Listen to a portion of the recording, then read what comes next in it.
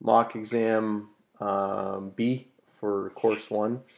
So the first question here is, which of the following statements correctly applies to the duties and responsibilities of a property manager? The first one says it's responsible for market value appraisal, so you know that's wrong right off the bat. He's not an appraiser, so that's wrong completely. The second one says the property manager is responsible for providing information negotiating with anyone who's considering buying. Property manager is not a real estate agent, so that's wrong. C says a property manager is basically a rental agent and a building superintendent. Now there's an issue with that one. The property manager does a ton of other duties. He does all the bill payments, not just the rental side. That's just a small aspect of it. He's keeping the books, keeping track of things, keeping track of business suppliers and partners and anyone that's servicing the building. He's doing everything, logging all the paperwork. He's doing a ton. He's doing a ton of stuff and collecting money too. He hires a building superintendent. He can't be the building superintendent. So D says a property manager is an administrator who assumes the executive functions necessary to meet the objectives of the owner of the property, and that would be correct because that's what a property manager essentially is doing. So D's correct, and C's wrong because the property manager is never the superintendent, but he does hire one. Yeah. Okay. Okay. PM hires. Okay. PM hires the superintendent, but he's not the superintendent himself. Okay. Number 2, which of the following is a requirement for a real estate brokerage to be registered in Ontario? Let's see. A says for a partnership to be registered as a brokerage, the partners must create and register a corporation to open a real estate brokerage. Okay, property manager is not an administrator. He is an administrator. He's an administrator, yeah. He's like an executive who's in charge of doing all of the administrative work, signs off on all the paperwork, executes everything, responsible for everything that is major. He's running the show. He's essentially like a general manager of a store. You can think of it like that too. Okay. So what's the question asked? For number 1? Yeah. It said which statement applies correctly to the duties and responsibilities of a property manager. Okay. I showed you the first 3 were wrong because the statements are incorrect. Yeah. Okay. So there's something here. Question 2 to 20. It says incorrect. What's that? It says question 2 of 20 incorrect. Well, why is that in there? No, it's when this is when someone did the exam on our computerized system. They had the question wrong. Oh, just ignore that part. Ignore that. Yeah, ignore that part. Okay. So the second question is which of the following statements is which of the following is a requirement for a real estate brokerage to be registered in Ontario? Okay. So A, partnership to be registered as a brokerage, the partners must create and register a corporation. That's not a requirement at all. For it to be registered in Ontario, that has nothing to do with anything. It's not necessary. All shareholders of a brokerage must be registered brokers. That's incorrect. Because you can open a brokerage as yourself, like I said to you yesterday, and you don't have to have any license or anything, but you can be the owner of the corporation. C says a sole proprietor must disclose all interested persons who hold shares in the company. First off, who the hell is the interested persons? So that's not right. Yeah, sole proprietor must disclose all interested persons who hold shares. So interested persons could be people that funded you with money. Yeah. Okay, so if you open Mike Bird Realty Inc.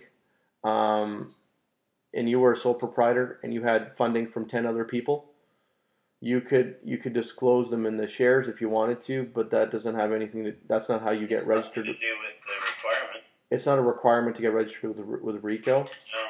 D says the brokerage, whether a sole proprietor, partnership, or corporation, must have a designated broker of record. That's the one we're looking for. Okay. Because you're not opening shop, you're not opening those doors until you got a broker of record with you. Yeah. It's not going to happen. Okay. Number 3, the Real Estate Council of Ontario is a regulatory organization involved in the enforcement of the law related to real estate brokerage business. Such activities would include A, maintaining the MLS system in Ontario. We're talking about RICO now, right? Yep. So, no. So RICO does not maintain MLS. COREA does. Yep. So that's out the window. B says providing applicable sanctions against RICO members. That's exactly what they do. Do they? Yep. What's applicable sanction is bringing forward discipline and order upon the members. It's like them being the police for real estate agents, so they're policing the realtors and also advocating for the public. Okay. Because number C says enforcing the realtor trademark. That's COREA again. And then. And regulating the activities of real estate boards. That's also done by the. That's the group of three. That's COREA as well. Yeah. So that's why it's answer is B. Because sanctions means that you're doing the discipline and bringing order and keeping what you said you were going to do. Okay. Right? Yep, definitely. Question 4 says registered salespeople are required to successfully complete certain mandatory courses as a part of 2-year articling period. Which of the following is a correct statement with regard to such courses?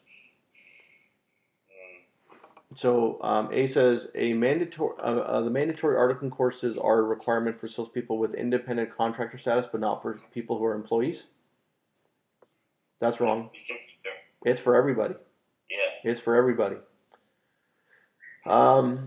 C says the mandatory articling program consisting of 3 courses must be completed within a 2-year period for a salesperson to qualify for renewal of registration.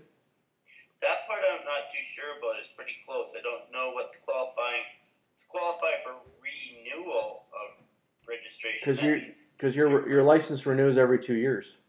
Oh, okay. So once you do your course 3, you are a temporary salesperson. So when you finish course 3, you're a temporary salesperson. Right. And within the next 2 years, you're going to do 3 articling courses. Course 3, commercial. You're going to do real property law and maybe property management. Okay. Once you finish those 3, you become a permanent salesperson. And then the next 2 years, you're going to do your 24 credits. Right. Just like normal, right?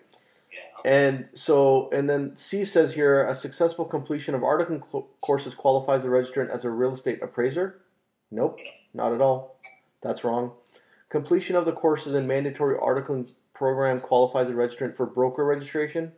Nope. Not at all. Let's see. Yep. Okay. Okay, so here's a question for number 5. Seller Brown is considering the sale of his 2-story home in Westville. A real estate salesperson estimates the selling price of $179 based on comparable sales in the immediate area and the availability of other similar properties. This scenario describes an estimate of what? Market value. Absolutely. We already know what's market price. It's the price paid. Market value is the calculation of comparable, so that's correct. B would be investment value, which is based by the owner who owns an investment property from his perspective. And objective value was to rebuild and recreate that cost. The cost to reproduce. Yeah. Right? Yeah. So we already know it's market value. You had it right on right away. As you guessed it right on. Yeah. Question 6 is a seller recently listed and sold a bungalow located in Westville. The buyer was particularly interested in buying the property, paid a premium price because it was originally designed and built as a wheelchair accessible home. Which of the following best describes the value concept applied by the buyer? Value concept. But he paid a premium, so. Yep. But what is he paid a premium so he can use the wheelchair accessible home, like the advantages that are already built in. Concept of value and use. Absolutely. Absolutely value and use, because he's gaining, that's his economic gain in this scenario. So he doesn't have to go out and spend money to turn this into a wheelchair accessible home, it's already done for him. So even though he paid a premium, but he's going to use it over and over and over again, and that's his benefit. Okay. All right, so number 7, the real estate market has a number of unique characteristics. What would be one of these unique characteristics? Real estate market has. Yeah, so Okay. says A, the location of real estate is fixed, and this makes real estate especially subject to local supply and demand forces. That's your first option. B says real estate transactions are public transactions as consumers now have access to the internet and to sales data of all properties. That's not really completely correct because a lot of the MLS data is not seen until you're on the MLS. Okay. You can't get everything. You can't get all the information as B states. That's not completely true. All right. You can get some of the information, but not all of it. Some, but not all. Yeah. C says the real estate market is international, but now the majority of buyers use the internet to search for properties. It's not really, not really. It's still local because you're still buying local. You're not buying homes in Hong Kong today because you can find them on the internet. You're still going to buy property most likely that's local first. It's not necessarily true though. It's a vague statement. It's not necessarily true. D says if the demand for real estate increases or decreases, the supply can easily be increased or decreased. I have a hard time with that one. No, it can't be. No, you can't do that. How that's not possible. No. If the supply for real estate increases, are you going to start building 800 homes tomorrow? No, you can't. Not easily, and There's it's not immediate. no land, no permit. All that stuff takes a lot of time. Sometimes builders buy land 20 years in advance before they can build a subdivision. So I'm only seeing A as being the closest. Yeah, you're right, because A is the right one. Okay. And the reason why you're seeing A is because real estate is the fixed commodity. Yeah. Right? That's the first catchword. It's a fixed commodity. So I can bring you silver, oil, and gas because those are other commodities and a coffee, but the only one that's fixed is real estate. Okay. And it's subject to local supply and demand forces. So it's all local. So fixed in relation to location. Yeah, location of real estate is always fixed. Yeah. You got to go to it to go check it out. It's not going to come to you. I can't bring it to you. Yeah. And it's affected by the local supply and demand forces immediately because in your local area, if a factory closes and people start selling their home, prices are going to drop fast. And if in your area they build 10 new factories, the prices of homes are going to go up.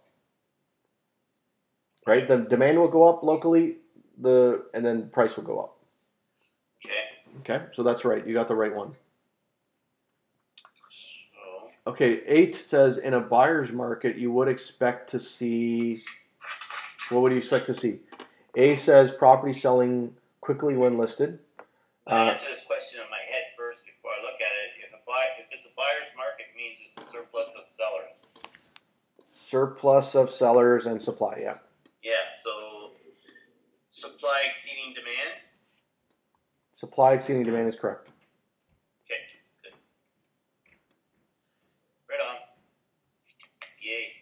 Perfect. Good stuff. Let's go to number 9. This one says one of the main purposes of the Personal Information Protection Act and Electronics Documents Act is to do what? Holy smokes! Protect the privacy, but yeah. Set guidelines for whatever. So set guidelines for creation and distribution of credit reports. No. Nope. That's by Equifax or like your credit bureau. C says ensure the personal information is only used for the purpose intended. That's not really the main purpose of the act. You have to do that anyways. No. That doesn't cover privacy because you could intend to give it to your buddy that he wants to know something. Yeah. All right. Yeah. Well, it's not really. That's not the main purpose of this act, anyways, right? And it says then C says facilitate the use of personal information on consumers by businesses. Not really. Because if businesses get your personal information from a credit app you filled up, that's a different story. Business, advertising, telemarketing, and electronic. Yeah. Really? No. Nope. So what do you want to make sure? What do you think? What do you think the Act wants to ensure? What's the main purpose of it? Well, say personal. It's not setting the distribution of credit reports. It's not doing that. No. It's not facilitating personal information on consumers by businesses. It's not. We were kind of negative on the B, but I'd say that's closer. B is the closest one. Yeah. Yeah. So the Act does a whole bunch of things, but the main thing is to make sure the personal information is only used for the purpose intended. So if you applied for a car, you filled up an application to apply for a car, the only thing you're doing is applying for a car. You're not, your information is not going around to other stores and locations, right? Yeah. Okay. Number 10 says, for sale signs are generally considered to be one of the very best forms of advertising. However, it has been pointed out there can be a negative factor relating to the use of for sale sign. Okay? Which of the following is an example of that? Let's see. Neighbors may know of someone who's thinking of moving into the neighborhood. That's not negative. No. So that's positive. So we'll leave that one alone. Yep. B says buyers often select their choice of neighborhood first and then drive around looking around for properties for sale. Sure, that could be possible. Yeah. That's not negative though. No. For sale signs are relatively expensive compared to other forms of advertising. Well, I'll give you an example. Say you put an ad in a magazine for real estate. Half a page is about $800 for the month. Holy crap. And if you put a for sale sign up, it's about $40. Amortize the cost of your sign. So signs are pretty cheap. Okay. In other words, so this is this statement is wrong. That's not true. Yeah. D says sometimes a property does not sell quickly and the sign is visible for months. Okay, so That's pretty negative. Yeah, people don't want to see that. So if you have a property for sale but your sign's been there for like 6 months, that's pretty negative impact. Okay. So D would be the answer there. So just for my own personal thought here, what happens when they get into a scenario like that? What you want to do with a listing if you have trouble selling it, you want to first assess what's the problem. Usually a listing that's good, well priced in a good area shouldn't ever take that long to sell. What would be the time to start thinking about reassessing or finding out what the problem may be? Probably when it hits the point of, if it goes into the 4th month or so, it's not looking that good. Okay. You might want to pull it off the market for 10 or 15 days and refresh it and put a new sign up. Or you might want to stop for a month and maybe do some renos or change some cosmetics about the home, because if it's not selling, there's something more to the problem of it. Communicate with the seller. There's got to be some other issue than that, because in a good market, a home sells quick. Okay. Thinking, is it a good thing to put when you're doing an open house, can you put their name and signature and all that stuff, but can you ask them for input as far as writing what they think they don't like? Yeah. Yeah, that's not asking too much, huh? No. Okay.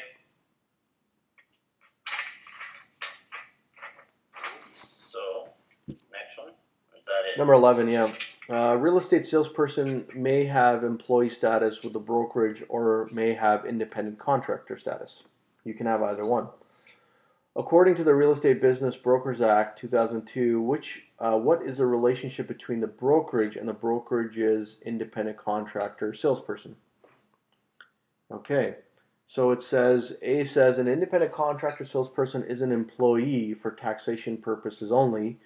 In all other respects is an independent contractor with no controls or supervision by the brokerage. Wrong. That's completely wrong, because he's not an employee. That's why he's an independent contractor. Yeah. B says an independent contractor status does not eliminate the responsibility of the brokerage for the conduct of the salesperson. That's true. Does not eliminate the responsibility. Yeah, the brokerage is still responsible for that salesperson's conduct. Okay. Because if they remember, if there's a complaint to RICO and there's a fine, the brokerage can get fined and the salesperson can get fined, both. Yeah. So even though he's an independent contractor, he's still a liability to the brokerage. Okay. That's why he has to work properly and has to still he's not monitored or controlled, but his deal and paperwork is something that the brokerage should still review when it's submitted. Okay. C says an independent contractor salesperson is not subject to any controls or supervision by the brokerage. That's true. It's true, but it's not. It's not the answer that we're looking for in terms of the relationship according to REBA. Oh, between the, okay, you know. So we're looking for a statement that is true, but within REBA 2002, because REBA is not concerned with them having no controls or supervision. That's just a fact of an independent contractor in general. Yeah. That's like market understanding, whether you're a realtor or not. Okay. D says the brokerage is not responsible for the conduct of the salesperson who are independent contractors. That's wrong. Yeah. So it would be B. Yep, it would be B. Independent contractor, yeah. Yeah, they're both responsible. Yep. And then question 12 is some math that you'll do with Calvin. So 12 onwards is your time with Calvin, I believe. And actually we can cover this one right here. I did the first one and I got it right. Okay. There's another part of this question here, part of 15. If you go to 15's last part here, it just says which value principles is described in this situation. Where are you? 15, I think it's the third part of 15, page 14. I don't get pages here. I've got 12 of 20, 13, 14. Patricia Wong owns a 2-story home, that question. So, okay, so I've got a buyer be making blended monthly. Andrew Brake wants to, which one is it? Baker? No, Patricia Wong owns a 2-story home. It's page 14, according to this.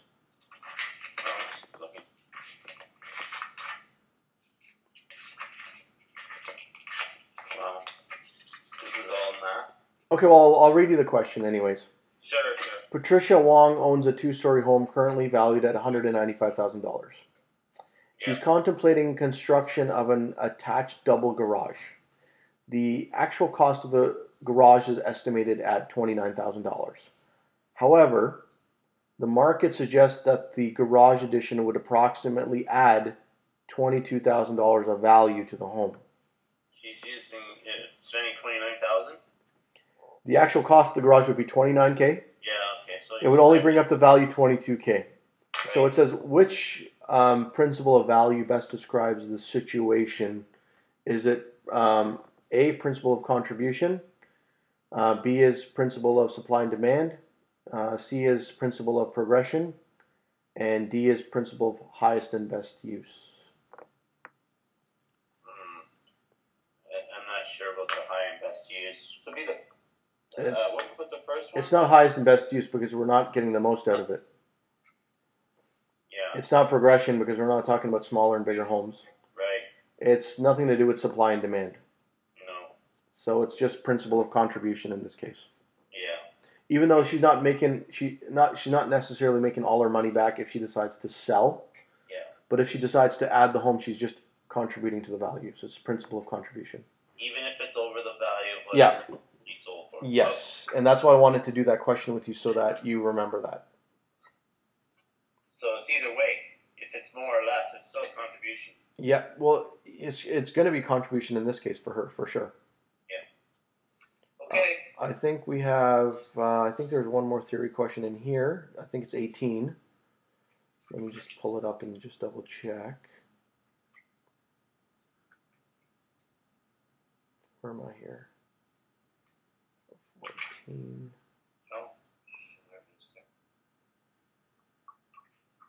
18 of 20 is a theory question as well.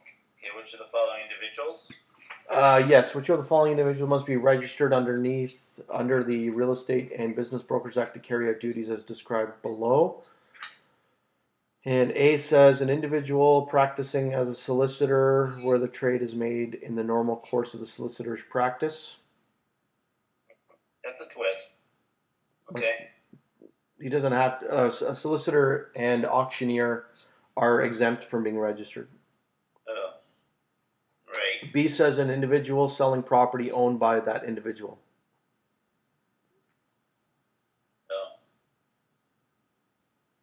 You can sell your property privately, so. Yeah. And it says C, an auctioneer who auctions a home in the normal course of their auctioning business, they're exempt. Okay. D says a salesperson who's employed by a real estate brokerage but is selling only new homes. That's wrong. Huh? Isn't that wrong? No. That's right. Or a salesperson who's employed by a real estate brokerage but is selling only new homes. You can be selling used. So I don't know if you remember this, but if you work for a builder, if you work for a builder on site at the sales office as an employee, you're not selling anything else, you can be exempt. Okay. Yeah, I misunderstood the question, I guess. Yeah. Which of the following individuals must be registered under the RICO Brokers Act carry out duties as described below? Right. So D says a salesperson who's employed by a real estate brokerage but is now selling only new homes. Oh. He still has to be registered. Okay. Because it's only exempt if he's an employee of the sales office. Right. That's the one who's exempt. So this one still has to be registered. So if you're a salesperson, you have a license, and you work for like Tridel Condos, you still need your license. Oh, all right. But if you work as an employee for Tridel only, and you're not employed by the real estate brokerage, then you can be exempt from having the license. Okay. Right? That's the differentiation there. So I'll stop this video now for Course 1 Mock Exam B.